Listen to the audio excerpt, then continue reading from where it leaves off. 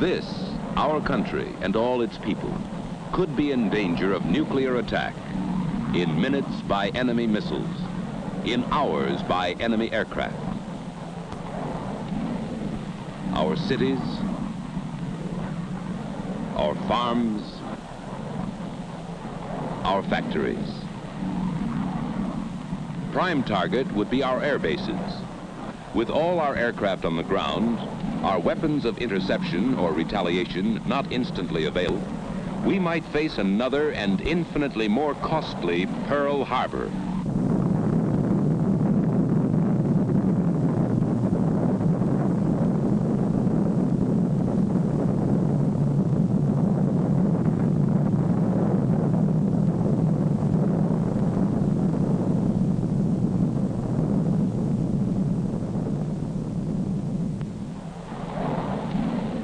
To avoid surprise disaster, some of our aircraft must always be in the sky or on the alert, carrying nuclear weapons.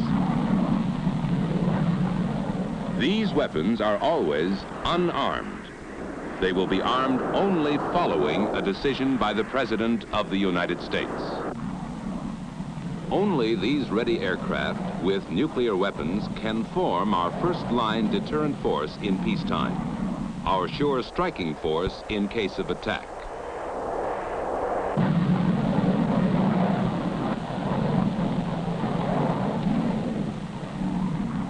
We, the American people, understand and accept this necessity for our survival.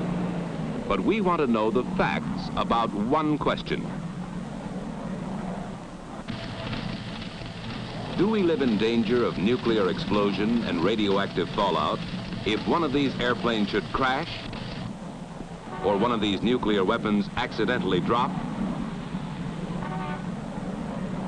To give you the facts, the United States Air Force presents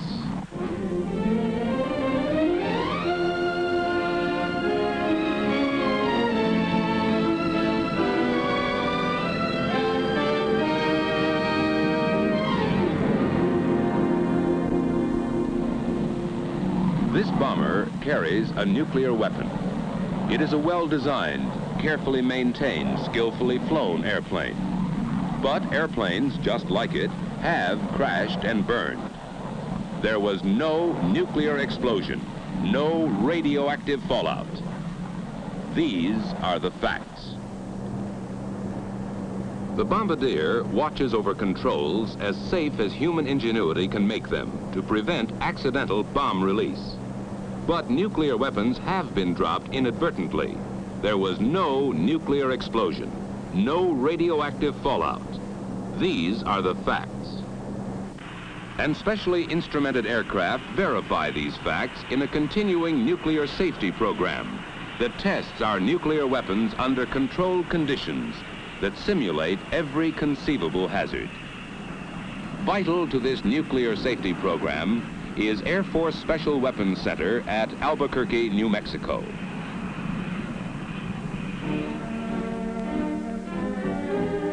Here, in ultra-modern laboratory buildings, work scientists in and out of uniform.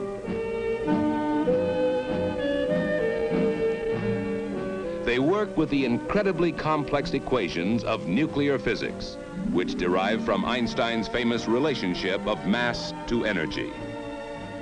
These cryptic figures, programmed into lightning-fast computers, are the theoretical base upon which these scientists, together with those of the Atomic Energy Commission, can build nuclear weapon safety.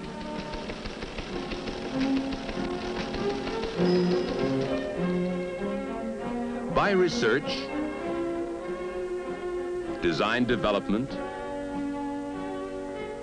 and laboratory test, they ensure weapons not yet built against accidental nuclear explosion.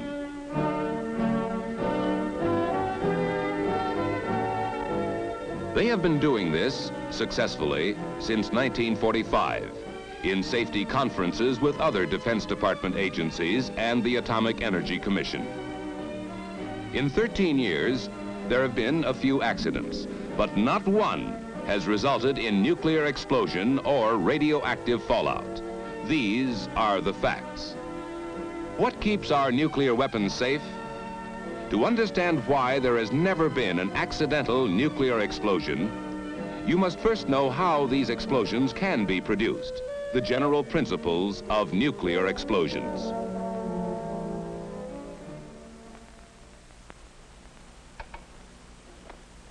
Any explosion is the result of a very rapid release of a great amount of energy. Conventional explosions result from the rearrangement of whole atoms in some explosive material. For example, in TNT, the rearrangement of whole atoms of hydrogen, carbon, nitrogen, and oxygen produces explosive force. On the other hand, nuclear explosions result from the rearrangement within each atom. This may be a joining together or fusion, as in an H-bomb, or the splitting apart or fission, as in an A-bomb. At present, an H-bomb explosion starts with fission.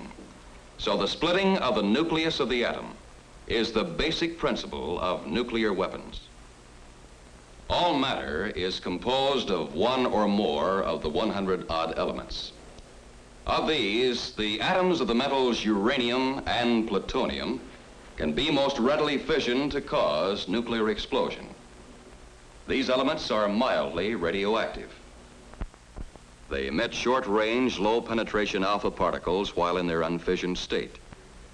These alpha particles do not have the harmful effects of the longer range and stronger gamma rays, which are given off by certain elements such as radium or by the products of nuclear fission. The atoms of uranium and plutonium are among the heaviest. Heavy because the nucleus of each atom contains large numbers of the fundamental particles called protons and neutrons. When a free neutron hits this nucleus, it splits into two parts, releasing more neutrons which may go on to split other nuclei. The resulting fission products become highly radioactive, emitting the long-range and dangerous gamma rays. The split nucleus weighs less than the whole one, and this difference in weight is released in the form of energy, nuclear energy. After fission, harmful gamma radiation. Before fission, innocuous alpha radiation.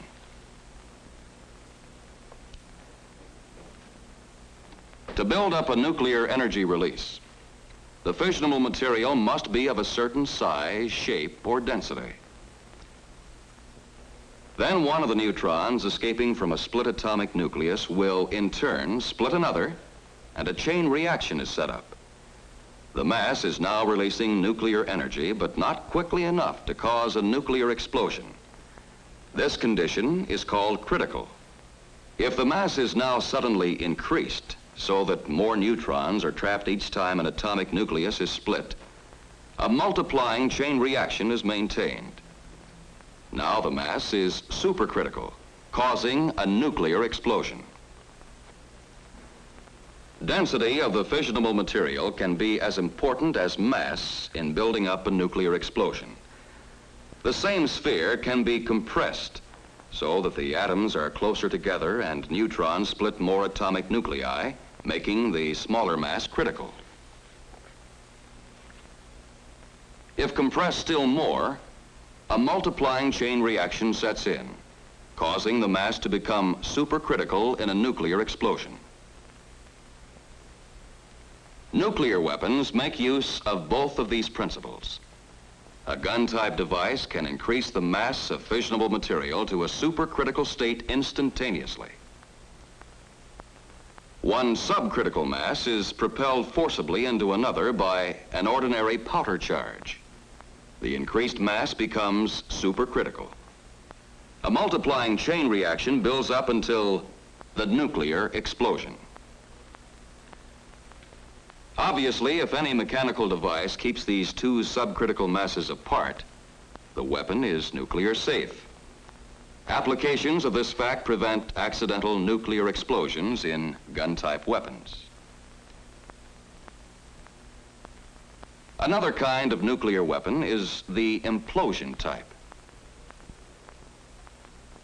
It compresses the fissionable material to greater density to make it supercritical.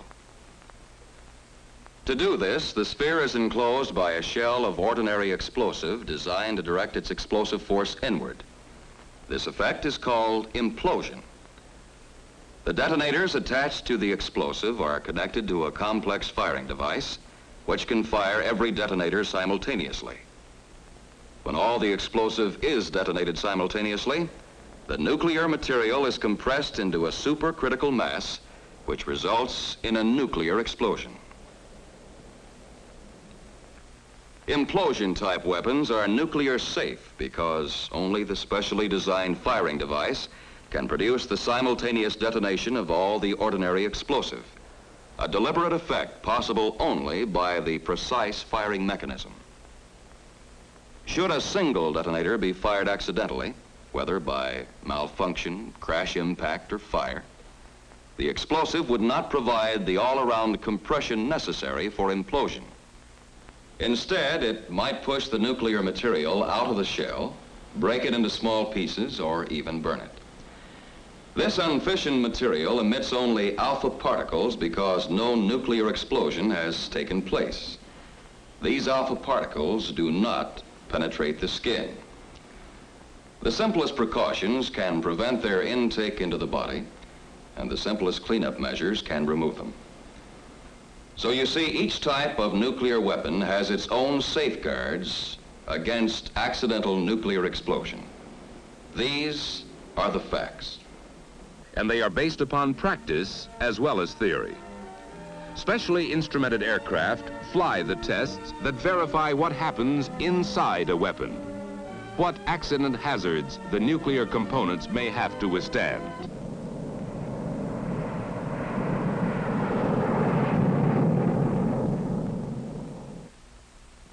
Nuclear safety is everybody's business.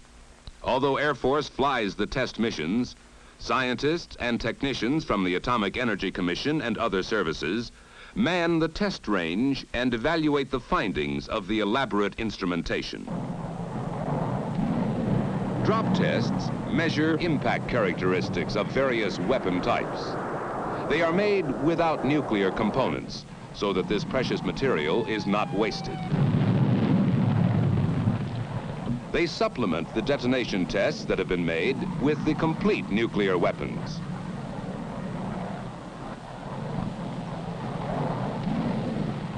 Impact or shock does not cause nuclear explosion or radioactive fallout.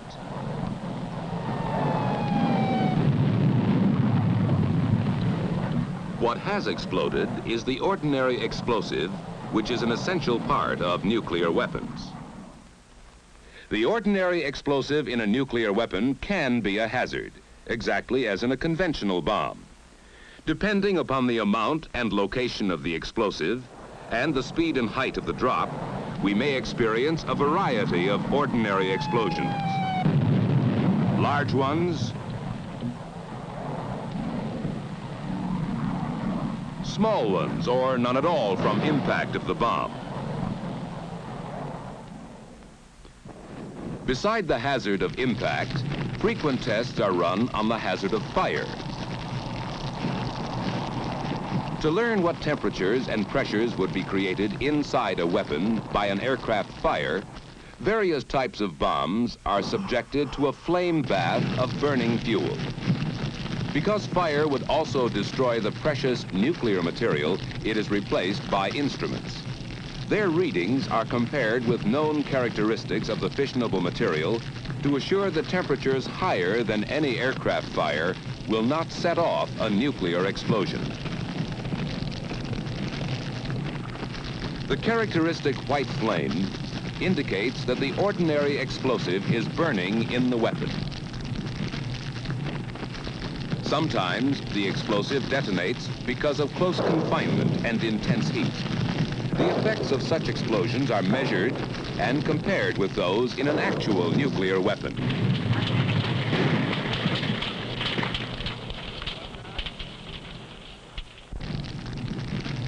Fire and ordinary explosives do not create the conditions necessary for nuclear explosion. These are the facts. And on the vast desert ranges of the Atomic Energy Commission, the facts are verified by safety testing live prototypes of all new weapons before they go into production for our stockpile. The tests are costly in money and manpower, even more costly in the fissionable materials on which our nuclear strength depends. But they do provide insurance against nuclear accidents, which make them a bargain at any price. Some take place deep in the earth. Fantastically complex instruments replace the five senses. They record what happens when some of the explosive that surrounds the nuclear material of a new weapon is deliberately detonated. They record only an ordinary explosive blast. A random detonation has not created the implosion which would compress the nuclear material to a supercritical mass. There was no nuclear explosion, no radioactive fallout. Each new design must be proved nuclear safe, able to withstand accident, fire, or random explosive. Other tests with nuclear weapons are made above ground. These are also designed to test the nuclear safety of new weapon types by intentionally detonating the explosive which surrounds the fissionable material.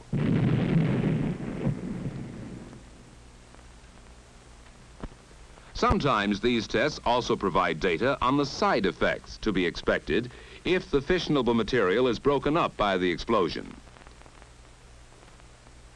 Air samplers and test pads are used to gauge the area, intensity, and duration of these side effects. In this way, they learn not only what does not happen when a charge is deliberately fired, but what does.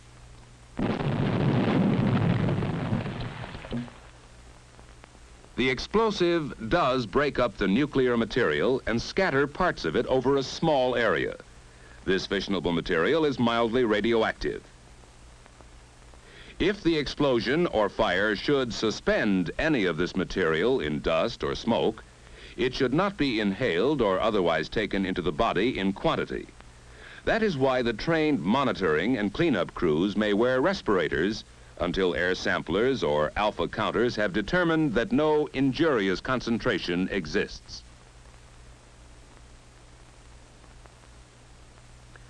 The alpha particles emitted do not penetrate skin or clothing, so this material is harmless when on the ground.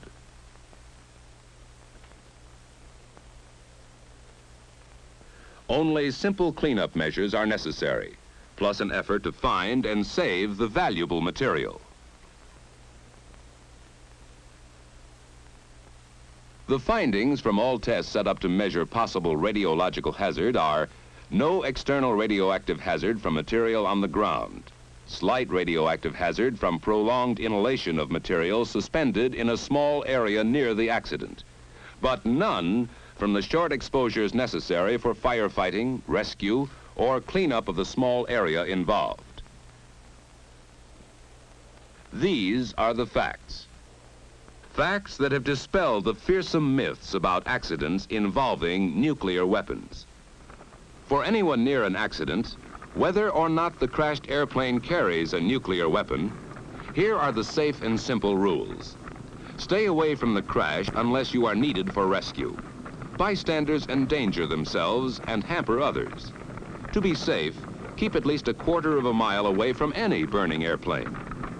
At this distance, you are safe from the flames, which may explode the jet fuel, from detonating explosives, and from flying debris. These are the real dangers in rescue or firefighting, as they have always been. The trained men who bear these responsibilities know how to do their job and get quickly away from all these hazards. After the emergency is over, the area is monitored for radioactive material and, if necessary, cleaned up by specially trained teams. Other specialists care for burned or undetonated pieces of ordinary explosive. Until this is done, access to any crash area is controlled to prevent accidents and speed up the work. The tests you have seen have proved the safety of our nuclear weapons program over and over again. But the grim reality is the payoff. How safe is a nuclear bomber coming in for a crash landing?